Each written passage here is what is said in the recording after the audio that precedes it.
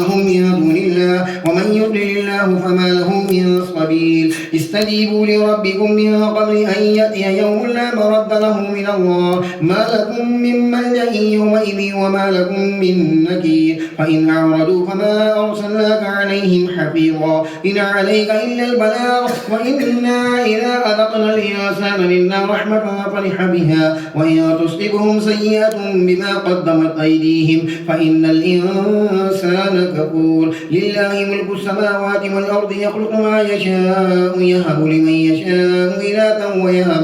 إناثا ويهب لمن يشاء الذكور أو يزوجهم ذكرانا وإناثا ويجعل من يشاء عقيما إنه عليم قدير وما كان لبشر أن يكلمه الله إلا وحيا أو من وراء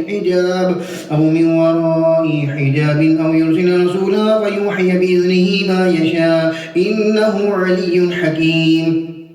وكذلك أوحينا إليك روحا من أمرنا ما كنت تدري ما الكتاب ولا الإيمان ولكن جعلناه نورا نهدي به من نشاء من عبادنا وإنك لتهدي إلى صراط مستقيم صراط الله الذي له ما في السماوات وما في الأرض ألا إلى الله تسير الأمور بسم الله الرحمن الرحيم حاميم والكتاب المبين إنا جعلناه قرآنا عربيا لعلكم تعقلون وإنه في أم الكتاب لدينا لعلي حكيم أفنضرب عنكم الذكر صفحا أن كنتم قوما مسرفين وكم أرسلنا من نبي في الأولين وما يأتيهم من نبي إلا كانوا به يستهزئون فأهلكنا أشد منهم بطشا ومضى مثل الأولين ولئن سألتهم من خلق السماوات والأرض ليقولن خلقهن العزيز العليم الذي جعل لكم الأرض مهدا وجعل لكم فيها سبلا لعلكم تهتدون والذي نزل من السماء ماء بقدر فأنشرنا به بلدة ميتا كذلك تخرجون والذي خلق الأزواج كلها وجعل لكم من الفلك والأنعام ما تركبون لتستووا على ظهوره ثم تذكروا نعمة ربكم إذا استويتم عليه وتقولوا سبحان الذي سخر لنا هذا وما كنا له مقرنين وإنا إلى ربنا لمنقلبون وجعلوا له من عباده جزعا إن الإنسان لكفور مبين أم اتخذ مما يخلق ببنات وأصفاكم بالبنين وإذا بشر أحدهم بما ضرب للرحمن مثلا ظل وجهه مسودا وهو كظيم أومن ينشأ في الحية وهو في الخصام غير مبين وجعلوا الملائكة الذين هم عباد الرحمن إناثا أشهدوا خلقهم ستكتب شهادتهم ويسألون وقالوا لو شاء الرحمن ما عبدناهم ما لهم بذلك من علم إن هم إلا يخرصون أم آتيناهم كتابا من قبله فهم به مستمسكون بل قالوا إنا وجدنا آباءنا على أمة وإنا على آثارهم مهتدون وكذلك ما أرسلنا من قبلك في قرية من نذير إلا قال مترفوها إنا وجدنا آباءنا على أمة وإنا على آثارهم مقتدون قال أولو جئتكم بأهدى مما وجدتم عليه آباءكم قالوا إنا بما أرسلتم به كافرون فانتقمنا منهم فانظر كيف كان عاقبة المكذبين وإذ قال إبراهيم لأبيه وقومه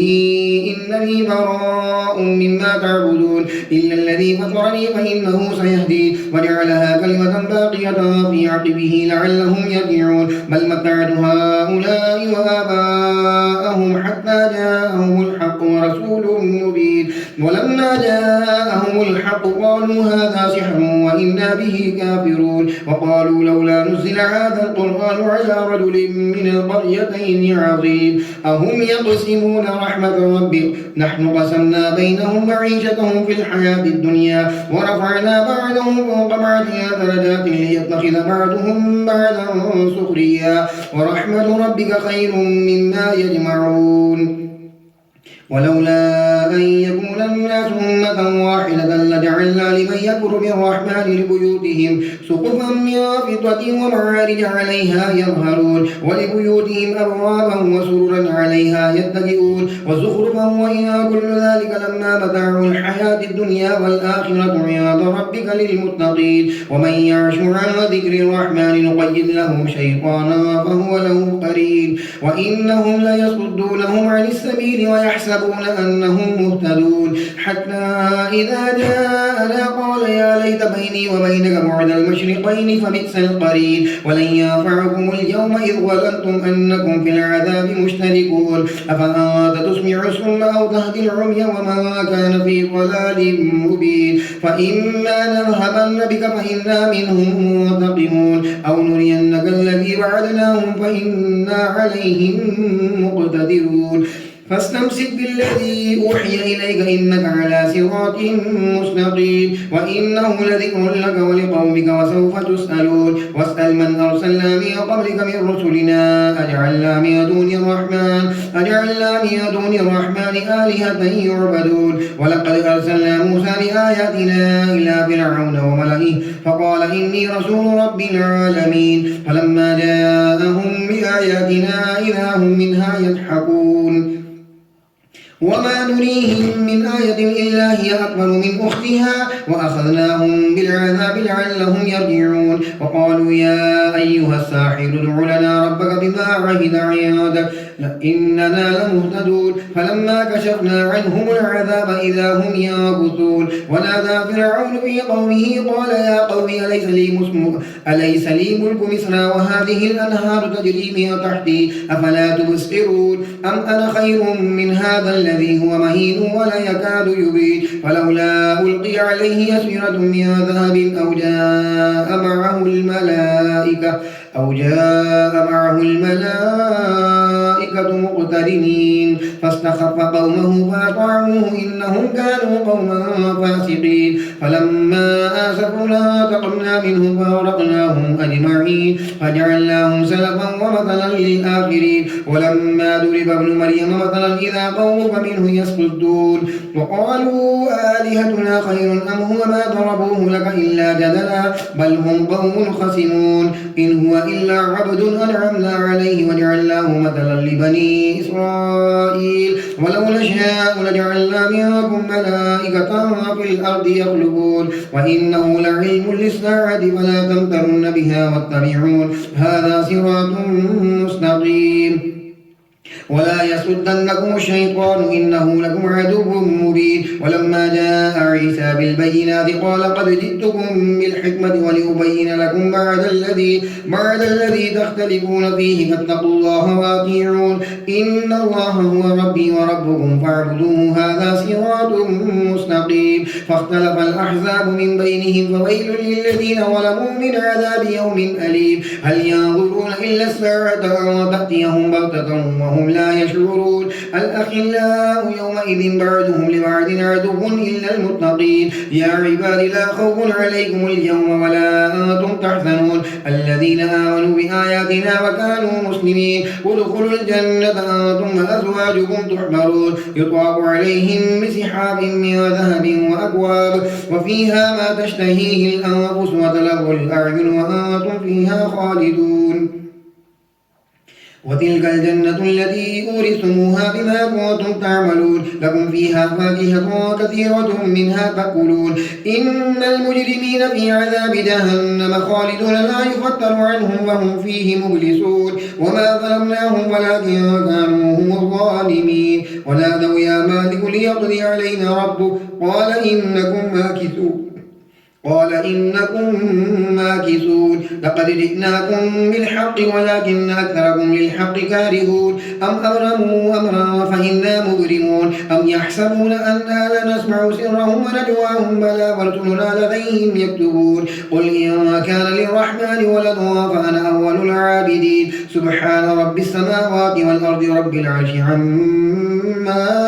يصفون فذرهم يخوضوا يلعبوا حتى يلاقوا يومهم الذي يوعدون وهو الذي في السماء إله وفي الأرض إله وهو الحكيم العليم وتبارك الذي له ملك السماوات والأرض وما بينهما وعنده علم الساعة وإليه ترجعون ولا يملك الذين يدعون من دونه الشفاعة إلا من شهد بالحق وهم يعلمون ولئن سألتهم من خلقهم ليقولن الله فأنى يؤفكون وقيله يا رب إن هؤلاء قوم لا يؤمنون فاصفح عنهم وقل سلام فسوف يعلمون بسم الله الرحمن الرحيم حميم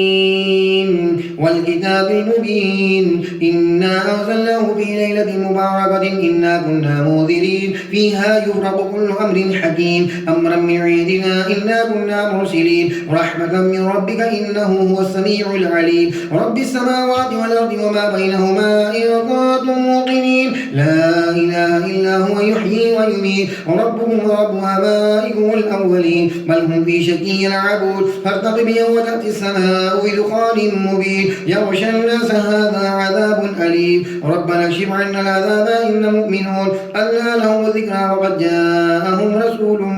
مبين ثم تولوا عنه وقالوا معلم مجنون إنا كاشف العذاب قليلا إنكم عائدون يوم نبطش البطشة الكبرى إنا منتقمون ولقد فتنا قبلهم قوم فرعون وجاءهم رسول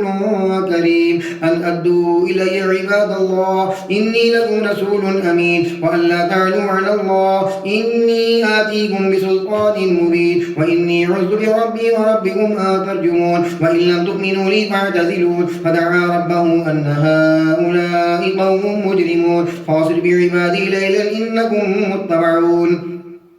واترك البحر رهوا إنهم جند مغرقون كم تركوا من جنات وعيون وزروع ومقام كريم ونعمة كانوا فيها فاكهين كذلك وأورثناها قوما آخرين فما بكت عليهم السماء والأرض وما كانوا منظرين ولقد نجينا بني إسرائيل من العذاب المهين من فرعون إنه كان عاليا من المسرفين ولقد اخترناهم على علم على العالمين وآتيناهم من الآيات ما فيه بلاء مبين إن هؤلاء ليقولون إن هي إلا موتتنا الأولى وما نحن بمبعثرين فأتوا بآبائنا إن كنتم صادقين أهم خير أم قوم تبع والذين من قبلهم أهلكناهم إنهم كانوا مجرمين وما خلقنا السماوات والأرض وما بينهما لاعبين ما خلقناهما إلا بالحق ولكن أكثرهم لا يعلمون إن يوم الفصل ميقاتهم أجمعين يوم لا يغني مولى عن مولى شيئا ولا هم ينصرون إلا من رحم الله إنه هو العزيز الحكيم إن شجرة الزقوم طعام الأثيم كالمهل يغلي في البطون كغلي الحميم خذوه فاعتلوه إلى سواء الجحيم ثم صبوا فوق رأسه من عذاب الحميم ذق إنك أنت العزيز الكريم إن هذا ما كنتم به تمترون إن المتقين في مقام عميم في جنات وعيون يلبسون من صلص واستبرق متقابلين كذلك وزوجناهم بحور عين يدعون فيها بكل فاكهة آمنين لا يذوقون فيها الموت إلا الموتة الأولى ووقاهم عذاب الجحيم فضلا من ربك ذلك هو الفوز العظيم فإنما يسرناه بلسانك لعلهم يتذكرون فارتقب إنهم مرتقبون بسم الله الرحمن الرحيم حميم تنزيل الكتاب من الله العزيز الحكيم إن في السماوات والأرض لآيات للمؤمنين وفي خلقكم وما يبث من دابة آيات لقوم يوقنون واختلاف الليل والنهار وما أنزل الله من السماء من رزق فأحيا به الأرض بعد موتها وتصريف الرياح آيات لقوم يعقلون تلك آيات الله نتلوها عليك بالحق وبأي حديث بعد الله وآياته يؤمنون وإل لكل أفاك أثيم حكيم يسمع آيات الله تتلى عليه ثم يصير مستكبرا كأن لم يسمعها فبشره بعذاب أليم وإذا علم من آياتنا شيئا اتخذها هزوا أولئك لهم عذاب مهين من ورائهم جهنم ولا يغني عنهم ما كسبوا شيئا ولا ما اتخذوا من دون الله أولياء ولهم عذاب عظيم هذا هدى والذين كفروا بآيات ربهم لهم عذاب من رجز أليم الله الذي سخر لكم البحر لتجري الفلك فيه بأمره ولتبتغوا من فضله ولعلكم تشكرون وسخر لكم ما في السماوات وما في الأرض جميعا منه إن في ذلك لآيات لقوم يتفكرون قل للذين آمنوا يغفروا للذين لا يرجون أيام الله ليجزي قوما بما كانوا يكسبون من عمل صالحا فلنفسه ومن أساء فعليها ثم إلى ربكم ترجعون ولقد آتينا بني إسرائيل الكتاب والحكم والنبوة ورزقناهم من الطيبات وفضلناهم على العالمين وآتيناهم بينات من الأمر فما اختلفوا إلا من بعد ما جاءهم العلم بغيا بينهم إن ربك يقضي بينهم يوم القيامة فيما كانوا فيه يختلفون ثم جعلناك على شريعة من الأمر فاتبعها ولا تتبع أهواء الذين لا يعلمون إنهم لن يغنوا عنك من الله شيئا وإن الظالمين بعضهم أولياء بعض والله ولي المتقين هذا بصائر للناس وهدى ورحمة لقوم يوقنون أم حسب الذين اجترحوا السيئات أن نجعلهم كالذين آمنوا وعملوا الصالحات سواء محياهم ومماتهم ساء ما يحكمون وخلق الله السماوات والأرض بالحق ولتجزى كل نفس بما كسبت وهم لا يظلمون أفرأيت من اتخذ إلهه هواه وأضله الله على علم وختم على سمعه وقلبه وجعل على بصره غشاوة فمن يهديه من بعد الله أفلا تذكرون وقالوا ما هي إلا حياتنا الدنيا نموت ونحيا وما يهلكنا إلا الدهر وما لهم بذلك من علم إن هم إلا يظنون وإذا تتلى عليهم آياتنا بينات ما كان حجتهم إلا أن قالوا ائتوا بآبائنا إن كنتم صادقين قل الله يحييكم ثم يميتكم ثم يجمعكم إلى يوم القيامة لا ريب فيه ولكن أكثر الناس لا يعلمون ولله ملك السماوات والأرض ويوم تقوم الساعة يومئذ يخسر المبطلون وترى كل أمة جاثية كل أمة تدعى إلى كتابها اليوم تجزون ما كنتم تعملون هذا كتابنا ينطق عليكم بالحق إنا كنا نستنسخ ما كنتم تعملون فأما الذين آمنوا وعملوا الصالحات فيدخلهم ربهم في رحمته ذلك هو الفوز العظيم وأما الذين كفروا فلم تكن آياتي تتلى عليكم فاستكبرتم وكنتم قوما مجرمين وإذا قيل إن وعد الله حق والساعة لا ريب فيها قلتم ما ندري ما الساعة إن نظن إلا ظنا وما نحن بمستيقنين وبدا لهم سيئات ما عملوا وحاق بهم ما كانوا به يستهزئون وقيل اليوم ننساكم كما نسيتم لقاء يومكم هذا ومأواكم النار وما لكم من ناصرين ذلكم بأنكم اتخذتم آيات الله هزوا وغرتكم الحياة الدنيا فاليوم لا يخرجون منها ولا هم يستعتبون ولله الحمد رب السماوات ورب الأرض رب العالمين وله الكبرياء في السماوات والأرض وهو العزيز الحكيم.